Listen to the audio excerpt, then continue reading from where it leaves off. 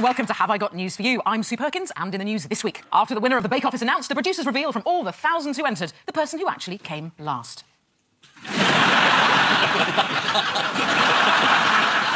On their way to the Belfast Museum of Peace, there's a quick stop at the BBC studios for Ian Paisley's dentures. And after a long day, having heard so much about the Manchester rave scene, one man prepares to go clubbing for the very first time.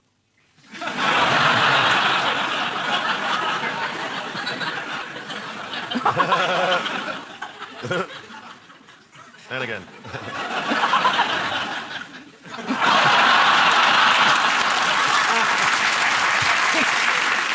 With Ian tonight, a TV personality who has been around the block a bit and is now an unlikely sex symbol. I think of him as the Mary Berry of The Apprentice. Please welcome Nick Ewer.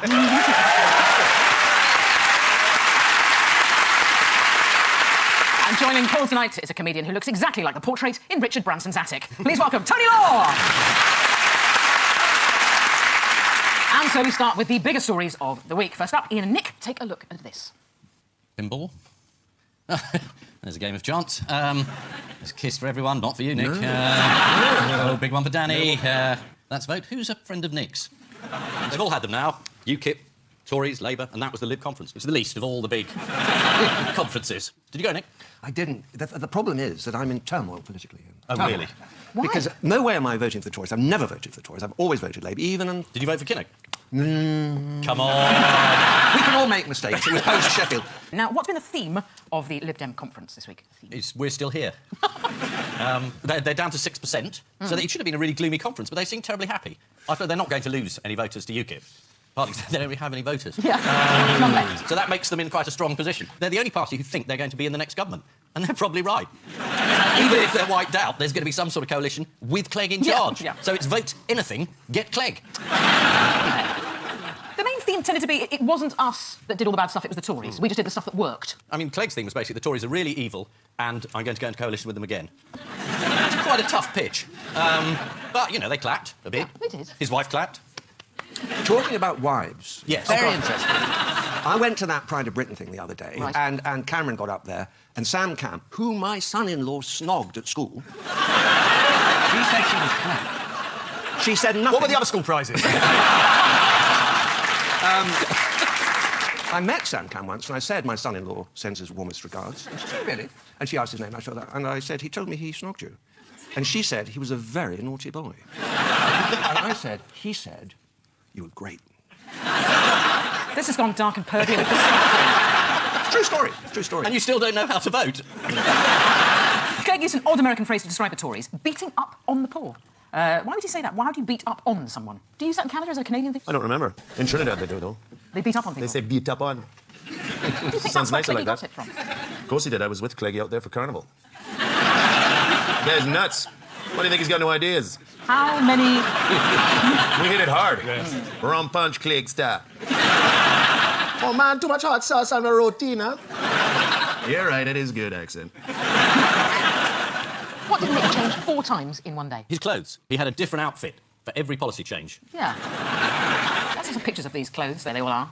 Now, the last look there, the chinos and the dark shirt came in for quite a lot of stick. That looks like Vicar on a Saturday. Nick, I imagine you kick back with more of a jegging. With what? Jegging is like a tight legging.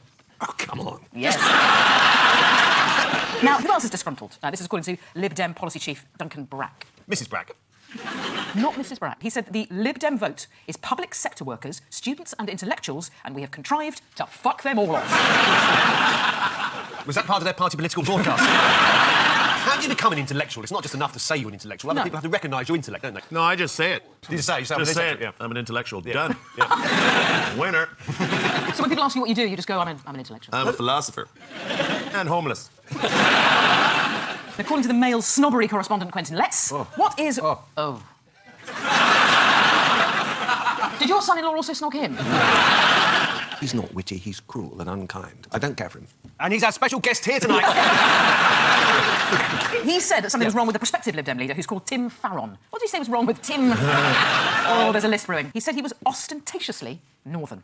One speaker at the conference described the Lib Dems as the Morrisons of politics. Come on, that's not fair. Morrisons deliver. How did he describe UKIP?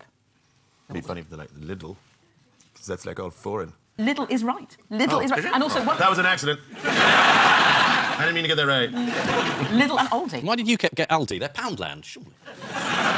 Is Poundland a supermarket? I've no idea. When your butler comes back from there, what sort of... Does he show you the receipts? The leadership polls are very revealing. Yeah. You can see you've got Cameron ahead with -7. These are kind of QI scores. Ed is -35. Clegg's -42, which is the lowest in history. And Farage is just -1. When he's being interviewed, you know, he drops his lit cigarette on the ground, does the interview, then bends down, picks it up, and off he goes again. Big smoker. This is Nigel Farage you're talking about? Yeah. We thought you were talking about Clegg. Oh, no. Clegg not a smoker? No. I've no idea. You're just a gift that keeps on giving, you are, you? So you'd mentioned the by-election. How's it going in the by-election, you think? We don't know. We're recording before it goes out. I mean, what is it now? Westminster probably now will have its first UKIP MP. So come on, then. Yep. I don't think that made enough noise, actually, so... Nigel Farage, he's been in the Labour stronghold of Hayward. He was at a tank museum. He told the Times, "No, I will not be standing on a tank." I like the fact that there's a little sort of orange warning sign at the top of the tank to let you know there's a tank underneath it. In his conference speech, Vince Cable described the Conservative Party as UKIP without the beer and Labour as French socialism without the sex. Whereas the Lib Dems are the Tories without the seats. Paul and Tony, please have a look at this. Yes, it's a flag. Oh, yes, number plates. There was a bit of a fuss this week, or... yeah, there they are, the top girls. Yes, and that's them being run out of Argentina in 1928. Yes, they were filming Top Gear in Argentina, in fact, and the locals noticed that one of the number plates seemed to refer to the Falklands War. Do you know the exact digits on it that referred to the Falklands? 1982. It was an H first. Oh, a H, sorry. yeah, H. H982FKL. The number plates of other cars actually also came into question too. One of them actually was EKH646J. What's that significant of? I think that was casualties, wasn't it? Some people thought that 646 is suspiciously close to 649, which is, as you say, the number of Argentine casualties. 646, neighbour of the beast. An only bit of goodie, right? Still borrow each other's trampolines. But Clarkson, very quick to give his version of events. What did he have to say? This was a complete accident. We have no idea how this happened. The show is very, very vigorous in making sure that these kind of things do not appear on screen, and we rather thought we'd get away with it. People said if you're in Argentina, where the General Belgrano went down with quite a lot of losses, words with Bell in it and end are probably not a good idea. I thought it was disgraceful. So you're not convinced at all by his defence? No. Not a bit. Chances his arm. You and I are going out fighting tonight, aren't we? But they found another number plate in the car. Yes. That said, Bell End. That's where he lives, isn't it? He gets a lot of letters delivered to him, I know that. The newspaper has actually translated this. This is the Tierra del Fuego newspaper. The translation of the English phrase is final bell. Sort of. Although other sources we contacted yesterday told us that the word bell end, all one word, is in fact an insult. Makes reference to the head of the penis. Those Top Gear coincidences just keep rolling on. Final bell. The bookies were asked to give their verdict on the odds of such a thing happening coincidentally. I go to the bookmaker, they're the first person I'll ask. You know they're going to be right. Yeah, exactly. Anyone see what the obviously highly scientific calculation was? No. No. Well, according to the Mirror, William Hill said the odds of coincidentally buying a car with that particular registration number to take to Argentina was about 13 million to 1. And then somebody told them that Clarkson was involved, and they went, oh, hang on, evens. Their hotel in Ushuaia was besieged by... Spitting angry llamas. Not the llamas. It was an ugly mob of truckers, so the standard Top Gear audience, you would have thought. They managed to escape. How did they do that? They ran for it. No, they hid in the hotel. They did. Richard James and I bravely hid under the beds in a researcher's room. What's the BBC going to do now? What do you think their response is going to be? They're going to say it's your last chance, Jeremy. The last one was the slope one, and this one is the last. Well, according to The Independent, they are planning to ask the Top Gear crew about the registration plate, but not in an investigative way. Probably going to get Newsnight to do a programme about it and then shelve it, you know. I drove across Argentina. I've never been so bored in my life. It's a straight line from Buenos Aires to Santiago with one little curve in it. Did you? On the curve, did you just, go off? I did not see that coming. It's been mostly straight, and then, whoa, you check a curve in there? I think you two should do Top Gear.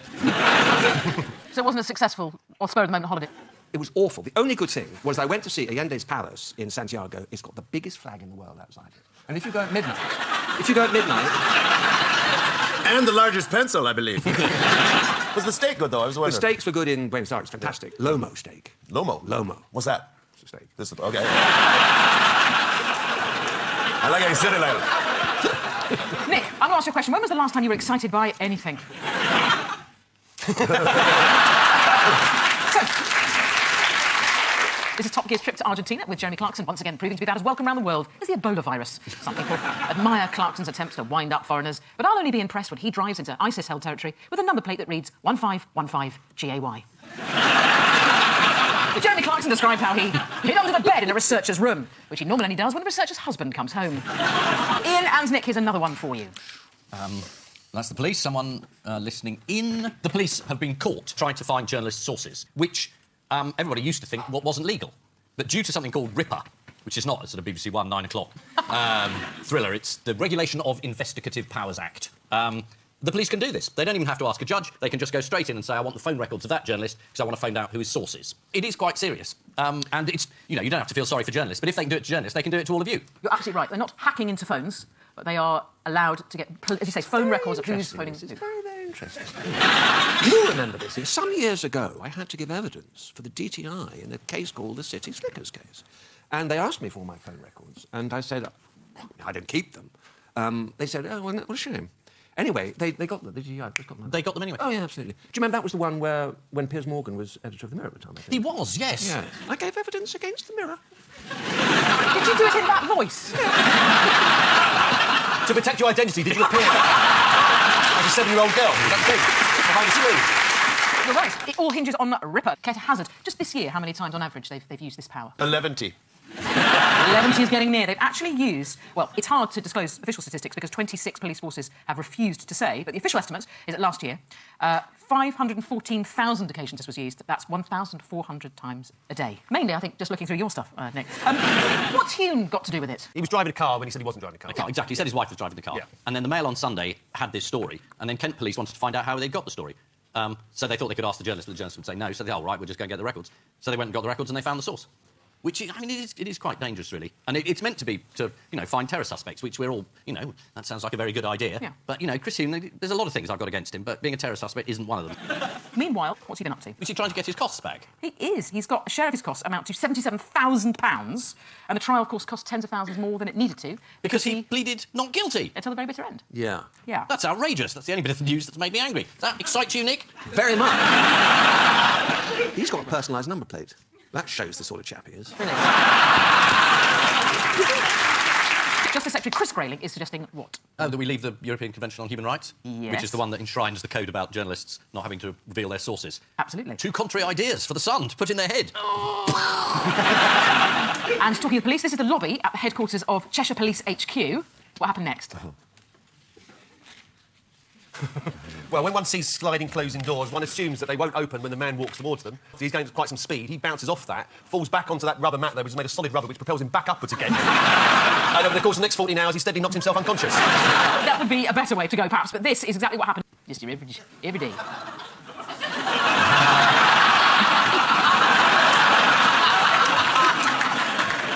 I'd like to report a burglary. This is the police using anti-terror laws to snoop on journalists. Nowadays, no publication is safe from the police's high-tech surveillance methods, except Private Eye, because they don't have a computer, just a typewriter and a handwritten card index. Don't you see that that's funny? Paul and Tony, here's another for you. Ah, yes, this is the it's cricket being played. It must be Kevin Peterson. He put a book out based on popularity with the rest of the England team, and that's them just deciding who's going to bat first. Yeah, so bullying in the England team. He's come forward and said that he was bullied, and other people said he wasn't bullied. So it's about how the England team tore themselves apart about a year ago. Absolutely right. How did the England's team bullying of the 6'4" Kevin Peterson manifest itself? The fake Twitter account. Somebody who's a friend of a couple of the England players ran a sort of KP Twitter parody account thing, and he got very upset and was reduced to tears by it. I thought KP were nuts, weren't they? He's tending that way. He was almost poetic in the way that he described it. Paul, Yes. I'll let the man speak for himself. In terms of the parody Twitter account that I was led to believe from a former England player who was told by the guy who set the Twitter account up that it was being run from inside my dressing room. And when I got told that, I just immediately... I had that feeling that when you think you've lost your phone or you've lost your wallet and your heart sinks. Yeah, like the big stuff, And do you know what he called his head coach, Andy Flower? The mood hoover. Brilliant, yes, the mood. I love the idea of the mood hoover, mood hoover. hoover. Because you could go over the Lib Dem conference with a mood hoover, couldn't you? God, then you'd feel terrible. It'd blow back and it'd be... Ooh. He's got a big old vacuum cleaner bag full of... Can you imagine what a Lib Dem blowback would feel like? How did the ECB respond to these terrible allegations? They denied them. Yeah, there's a leaked draft of a dossier, as you say, which has got all his misdemeanours in, and they include looking out of a window, looking at his watch, appearing to be disengaged, and, the worst, whistling insouciantly. And that's a difficult tune to whistle. One of the smaller, lesser-known tunes in Camelot, but I mean, it's great lyrics. Who does he say were the real baddies of the English? The Bowlers. Who was the ringleader? Charles Manson. Was it Matt Pryor? Did he think was the ringleader? What does Peterson call Matt Pryor? The big cheese. Right, and KP said he's more like the Dairy triangle that thinks it's a brie. Oh! I don't like the way sport's going. So. Cricketers said the England team are only indulging in standard dressing room banter. Banter! Does. They don't know the kind of banter those sort of jokes these lads get up to. Put nair in the pants. Oh, that would... Oh, dear. You should have seen old Cleggsy. Lost all his pews. It was hilarious. Banter! And then we shoved a minority. Banter! They gave someone 2 left-handed batting gloves. Yes. As they went out to bat. This is the national team, you know. And little Joe Rooty likes to snip the end of players' socks, so when they pull them up, it goes straight up over their knees. Classic. Banter. You know what Freddie Flintoff used to do? He used to drink his own urine. Banter. He snuck a real pig's head into a teammate's locker. Legend. You know, there's someone's got a book out news whose autobiography contains this momentous admission. Ultimately, I lost the Battle of Saipan. Nobody we've mentioned so far. It's not Kevin Peterson. It's not Kevin Peterson. Give us a clue. Another sporting figure. Is it Wayne Rooney? You're closer. Rain Rooney. I'd like to read that. Is it George Clooney? It's not a derivative of Rooney, no. Roy Keane. It is Roy Keane, Roy Keane, yes. yes. And when he says, ultimately, I lost the Battle of Saipan, this is referring to one of Roy's many red, misty moments when he walked out of the Ireland team in the 2002 World Cup in Japan. He's calmed down a little bit since then. Let's take a look at him. Apparently beards are very, very fashionable now. Well, why are you looking at me? No. But if you walk the streets... Yes. As I do. Yeah. You'll be amazed at the number of men with beards. What time of night are you walking? We know that Roy Keane has exacting moral standards. What do you think about player Robbie Savage? Oh, he wouldn't like Robbie Savage. He phoned him up and he didn't like the way he answered the phone, so he didn't bother to sign him on the basis of that. That absolutely is right. He wanted to sign him because he's a flamboyant character and he thought he'd rev up the dressing room. Actually, it was when he was at Sunderland. Oh, right, yes. And he said, I got Robbie's mobile number and rang him. It went to his voicemail. Hi, it's Robbie. What's up? Like that Budweiser ad. I never called him back. I thought, I can't be fucking signing that. You're absolutely right. I remember him on the field. Robbie Savage. He was a rough player. What did he do? He used to play with a crossbow. Very dangerous player. Well, the most revealing moment in this book deals with Roy's exit from Man United. Do you know this story? He'd signed for Celtic, but he was still living in Manchester. He had 3 months left on the contract for his Man United company car. So this is what he said. I drove almost every day up to Glasgow and back. I put some miles on that bastard. Every victory's vital. I'll show this car.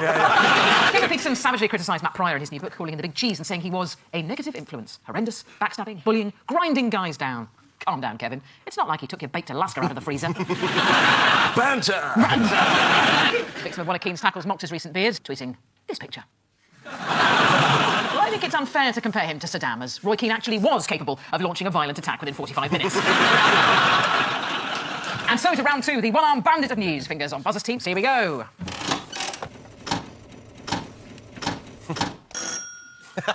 Ian and Nick. This is Putin. It's the return to Soviet realism. There have been some paintings commissioned portraying Putin as Hercules. Not ironic. Totally down the line, he's a hero. What was the occasion? His birthday. It's his 60th birthday. It's 62nd birthday. He turned 62. This fella Not a fan? is an outrage. No, seriously, I think we've got problems with this chap. This, Nothing gets past Nick. No. It's forensic, isn't it? You have alluded to the exhibition that celebrates his birthday. There were a grouping of these pictures. Do you know what they were called? The 12 labours of Putin. They were the 12 labours. They were the 12 labours Oh, wow. of Putin, yeah. And Wow. as you say, he was Hercules, Yeah. battling Western nations in a variety of guises. have we got any of these paintings? Oh, we certainly have. lovely. This is a sinister one showing him guarding the pipeline. Look, it's here. You like my nipple? This is him fighting off, and I quote from the artist, the horses of corruption. Finally, here he is, battling Roy Keane. There's also a lovely video that some Russian children made, if you'd like to have a look at it. It's called Happy Birthday, President of Russia. Do sing along, everyone, if you know the words. Oh, I love this. Sing If You're Glad to Be Gay. Oh, enough of that. Dentistry isn't a priority, I see. So that might seem grand. It's simply not quite as sycophantic or shit as the BBC's new music initiative, though. Let's go back to my favourite shot here. Look, there she is. She's brought a wrapped-up corpse of a dissident journalist. These paintings, it's the old story when in the 1970s and Brezhnev was going to visit Poland and he said, I've got to take them a present. I want to take them a big painting, get me a big painting of Lenin in Poland. So the artists go away and they come do a bit of research, they come back and they say, Brezhnev, look, we haven't got, Lenin never went, I'm not interested if Lenin never went to Poland, I want to paint Lenin's in Poland, that's what I want the painting of. So the artist paints away and comes back 3 weeks later and Brezhnev is just about to go to Poland, he says, where's the painting? He says, here. He reveals the painting, he's out, Lenin in Poland. He sees there's a couple in bed. He says, well, who's that woman there? He says, that's Mrs. Lenin. He says, who's that bloke? He says, that's Trotsky. He says, where's Lenin? He says, Lenin's in Poland.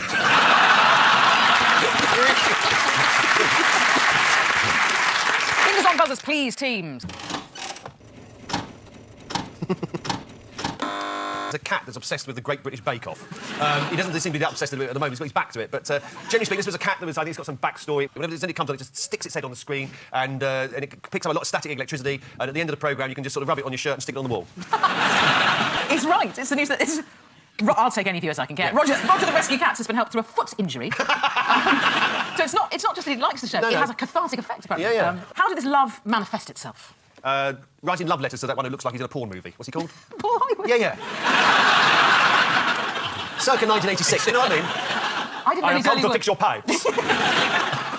Well, according to his owner, Rachel McDermott, Yes. he would cuddle up with us and watch TV, but when the Bake Off music came on, he started twitching his head and getting excited. And running towards the off button.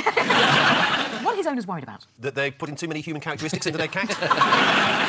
That when the Great British Bake Off finishes, he'll probably hang himself or something.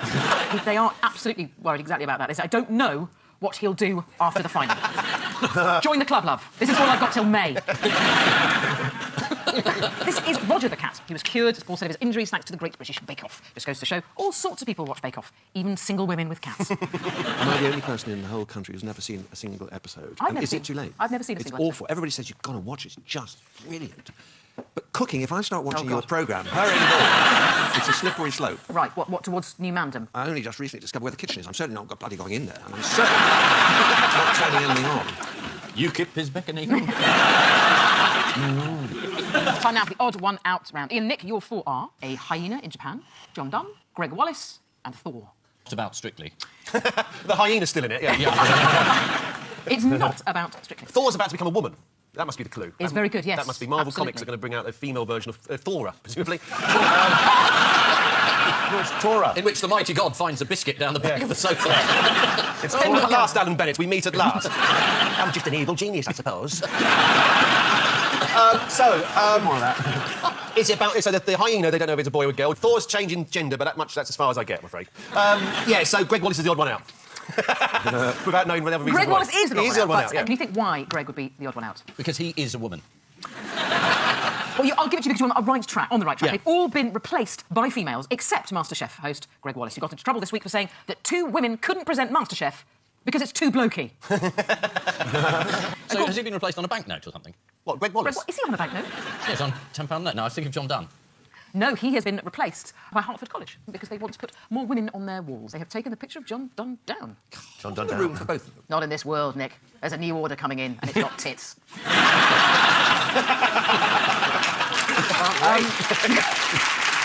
According to The Independent, Wallace was responding to Alan Carr's observation that Tess Daly and Claudia Winkleman were currently the only female duo on prime-time television.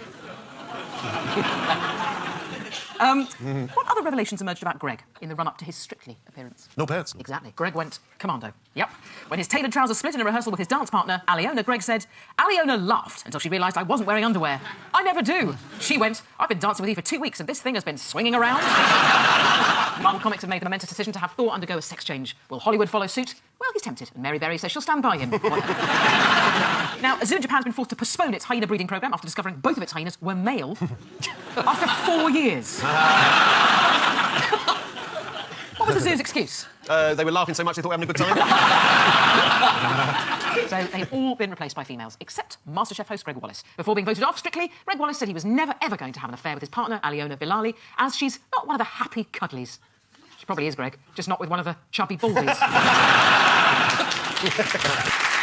Paul and Tony, here are yours. So you've got Francois Hollande, Matt Pryor, General Noriega and the Duke of Wellington. Well, Matt Pryor's already come up, hasn't he? Because he was mentioned, he calls himself the Big Cheese. The only thing I can remember about General Noriega was his nickname was Old Pineapple Face. That's right, yeah. So I'm thinking that cheese and pineapple there must be leading me towards the right answer. So we have Pryor and Noriega are named after foodstuffs. Wellington, Beef Wellington, was named after him. They've all nicknamed after foods, but Matt Pryor's the only one that's chosen his own name. You're on the right track. Think Earl of Sandwich as a clue. Earl of Wellington's anything that's had a foodstuff named after him, and all the others have named themselves after foodstuffs. Is the right answer. Well done. Very good. General Noriega, as you said, Paul, was nicknamed Old Pineapple Face. Yes. And that was by Panamanian citizens who poked fun because he had a rather pockmarked visage. Yes. And as we discussed earlier, England cricketer Matt Pryor's nickname is the Big Cheese. Do you know what Francois Hollande's nickname is? Hollandaise. No, you'd think so. If not, that's a lost leader. Oh, the dentist from Rouen. That sounds dark. Very, very dark. Named after a pudding. Chief Flambe. Will do, actually, it's flamby. Oh, So he flamby. thinks flamby, so well done, yeah. And his latest mistress knows him as Pizza, as he often arrives late and on the back of a scooter. Other dessert-related news. 1 in 6 women claim they would prefer a slice of cake to what? Sex. Don't say that and look at me like that. It is sex. It was a night of passion, I think, was the exact phrase. I read it with some interest. And also, it's like... I may be 70, but one's still on active service, you know. Legend.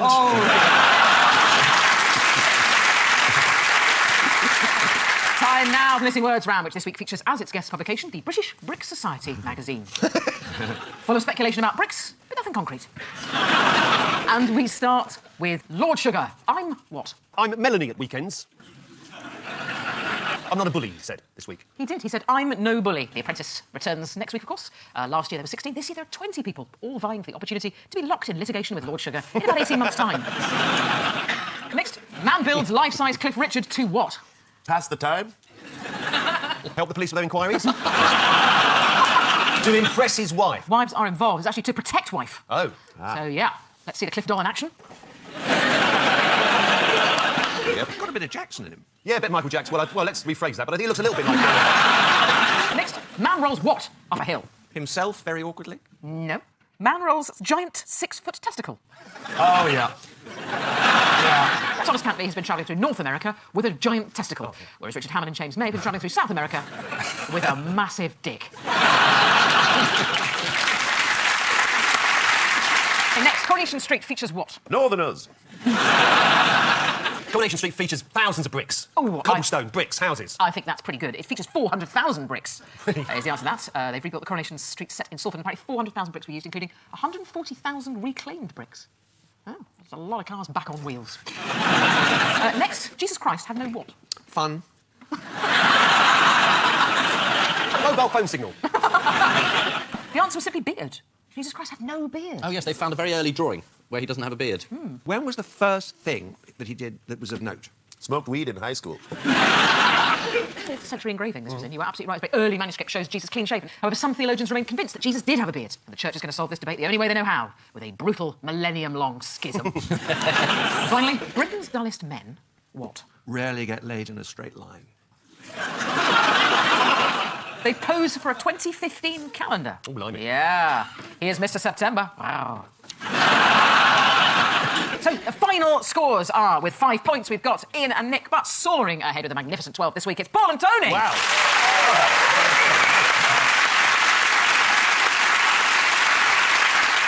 On which note we say a big thank you to our panellists Ian Hislop and Nick Hewer, Paul Merton and Tony Law. And Can I just mention the fact, because people have got books out, and I just wanted to show, just briefly there, you see, like, do you see that? Can you just get that? You see that? There we are, look.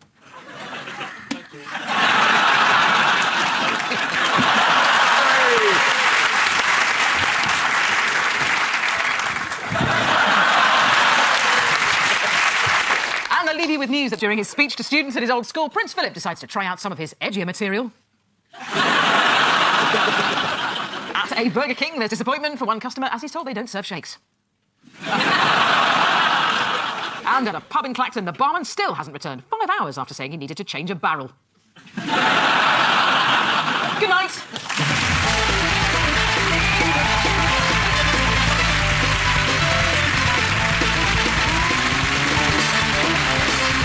Coming next, Trust No One here on BBC One. Al Pacino and Colin Farrell star in our spy thriller, The Recruit. More comedy over on BBC Three, confronting Wall Street bankers. Watch out, America, The Revolution will be televised, and it's starting in 5 minutes.